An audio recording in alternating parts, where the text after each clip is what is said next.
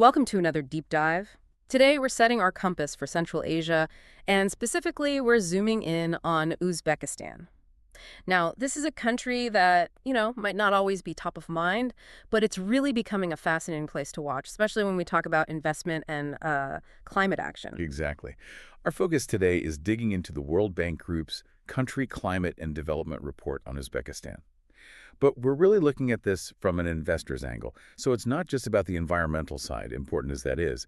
It's about the hard financial reasons and the very real investment opportunities that pop up when a country gets serious about tackling climate change. Right. It's about where smart money can find, urgent needs and maybe drive some transformation. And when you talk about urgency, Uzbekistan really paints a picture. You've got a population heading towards 50 million by 2050. And here's the kicker on the economic side.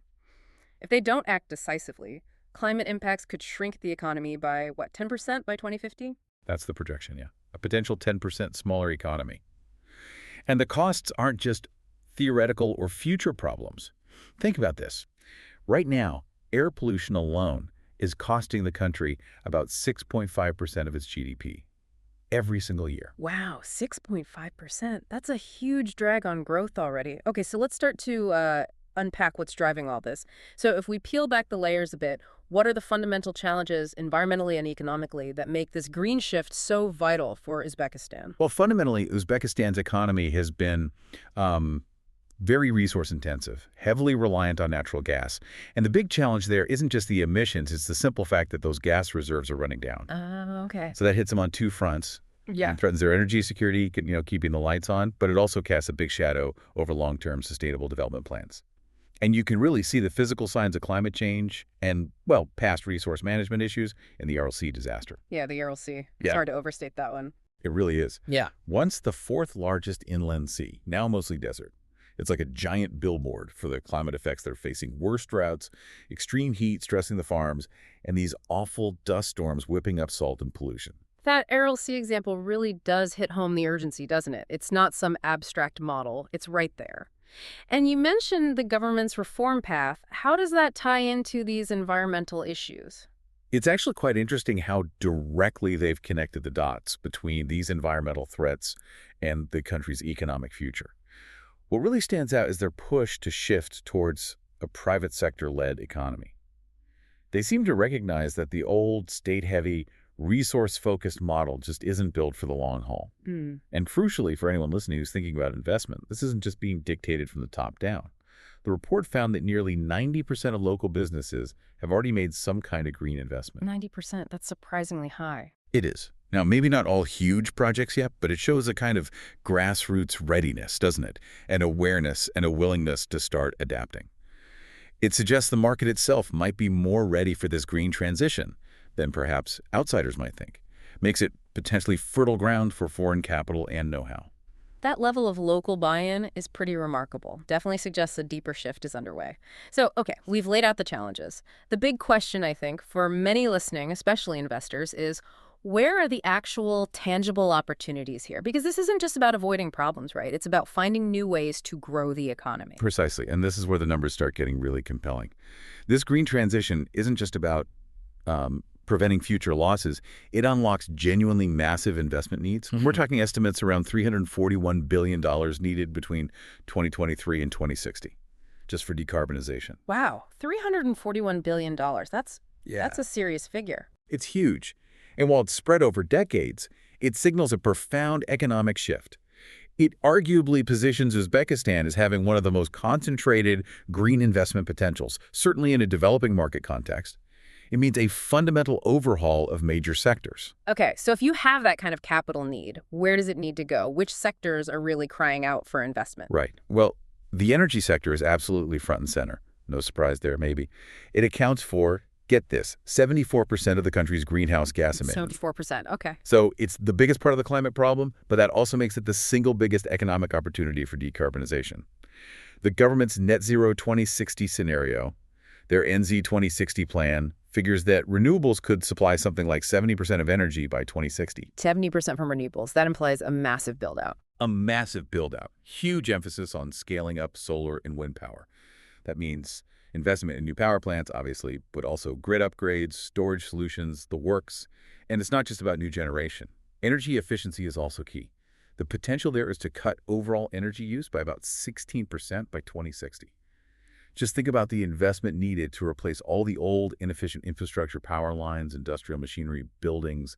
It's enormous. And what's the financial payoff for doing all this beyond hitting climate targets? Is there a clear economic Oh, case? absolutely. The co-benefits are really significant. This whole decarbonization effort, it's projected to bring in over $178 billion in extra value by 2060. $178 billion in co-benefits. How does that break down? Well, it's about avoiding costs. Costs from things like pollution-related health problems, industrial accidents, climate damage linked to the old fossil fuel system, and crucially, it means slashing fossil fuel imports.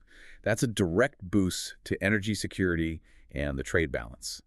And here's the really interesting part for investors.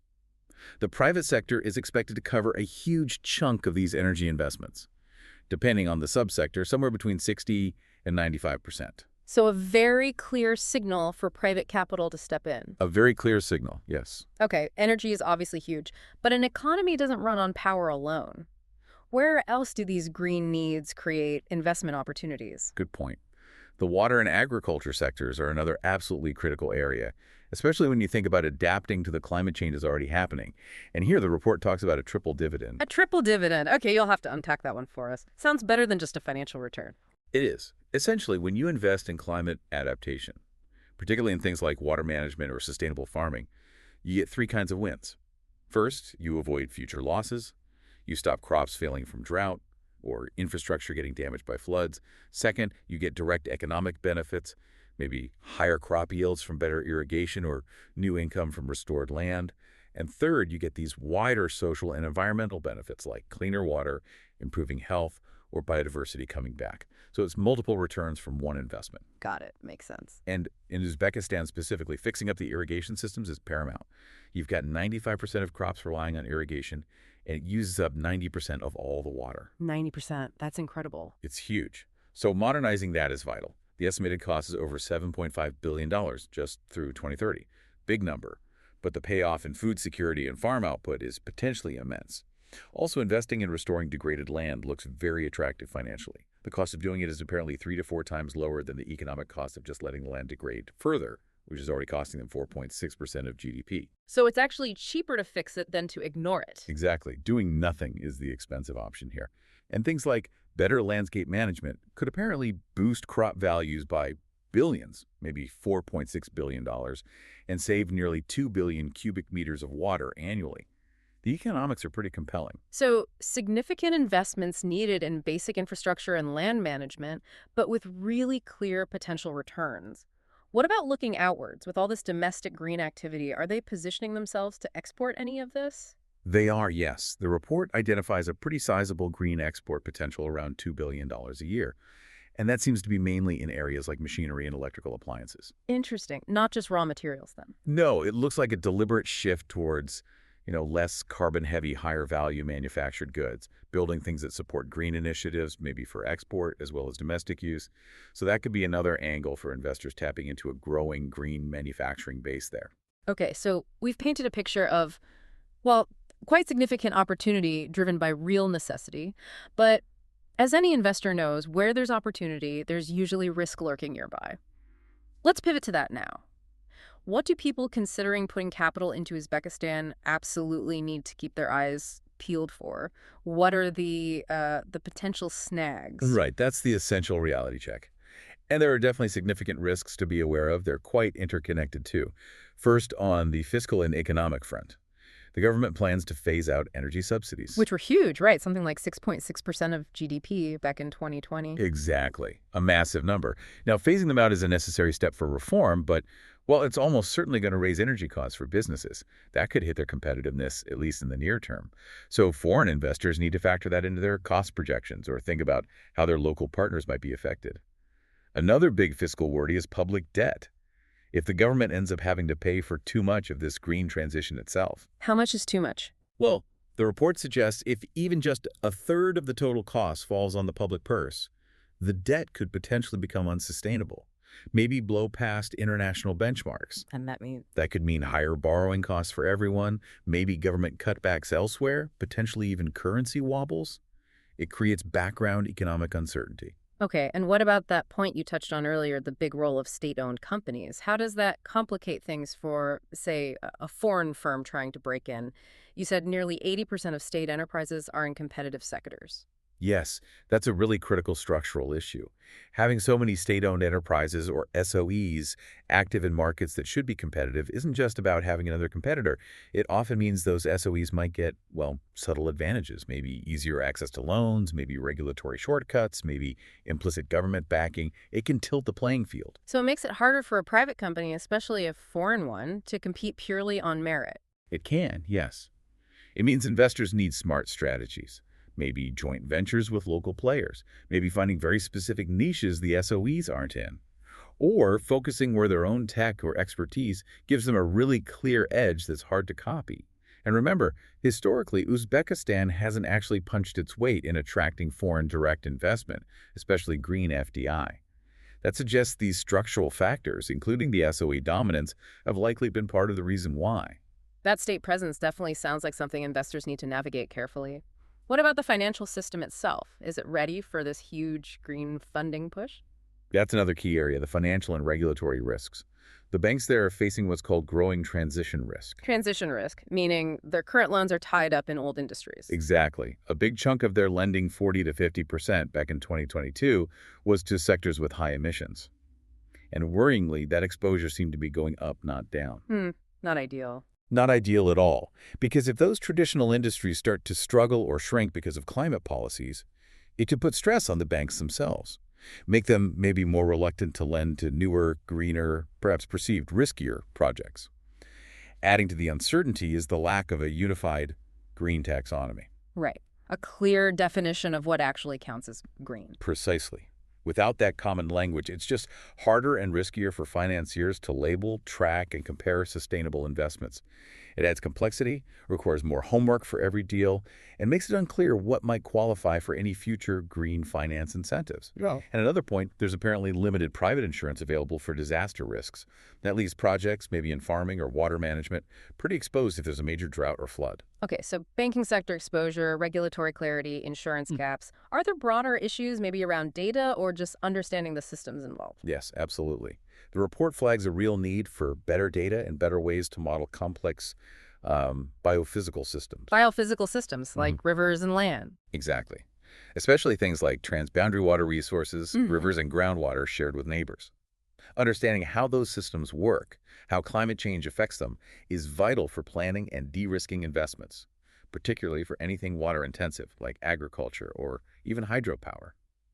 If you can't accurately predict water flows or flood risks years ahead, it makes big investments much dicier. Makes sense. And finally, let's not forget the people in all this. What are the social implications? A transition this big must affect jobs and communities, right? Hugely important point. The green transition, even if it's good for the country overall, will definitely cause disruption. Some traditional industries, parts of the fossil fuel economy perhaps, will likely shrink. That means job losses, at least in the short to medium term. New green jobs will appear, of course, but you need retraining, upskilling. Yeah. There's a real risk of mismatches. And it could even worsen wage inequality if the new green jobs are mainly high-skilled, leaving some workers behind without the right support. And how aware are people generally about why these changes are happening? That's another social factor. Public awareness about climate change and its impacts, especially out in rural areas, is apparently still quite low. And that matters because it can slow down the adoption of new green practices. If farmers, for example, don't fully buy into why they should use water-saving techniques or climate-resilient seeds, getting those changes adopted widely becomes much harder. So you need education and community buy-in alongside the big policy moves? Definitely. It all has to work together. So yeah, pulling it all together, Uzbekistan's green transition is really more than just an environmental project. It's a massive test of its whole economic reform agenda, its ability to modernize. The opportunities, as we've discussed, look genuinely compelling, but actually realizing them, that's going to depend heavily on navigating all these risks, the fiscal pressures, the financial system readiness, the regulatory hurdles, and the social impacts. It's definitely high stakes. It certainly sounds like it. A complex picture of potential and pitfalls. And that really leaves us, and you listening, with some meaty questions to chew on as you do your own thinking about this region. Like, given that large state presence, we talked about those SOEs and competitive markets, how can foreign investors really carve out a sustainable competitive niche for themselves? What strategies actually work on the ground there? And then thinking about the banks with all that exposure to older industries, what kind of clever financial tools or maybe regulatory nudges could genuinely help de-risk green projects and get private money flowing more freely? And maybe looking beyond the big areas of energy and agriculture we focused on, what specific green export markets, perhaps in that machinery and electronic space, could Uzbekistan realistically target to really drive growth and leverage this domestic transition onto the world stage? Some fascinating questions to ponder. We definitely encourage you to keep exploring Uzbekistan and the wider region.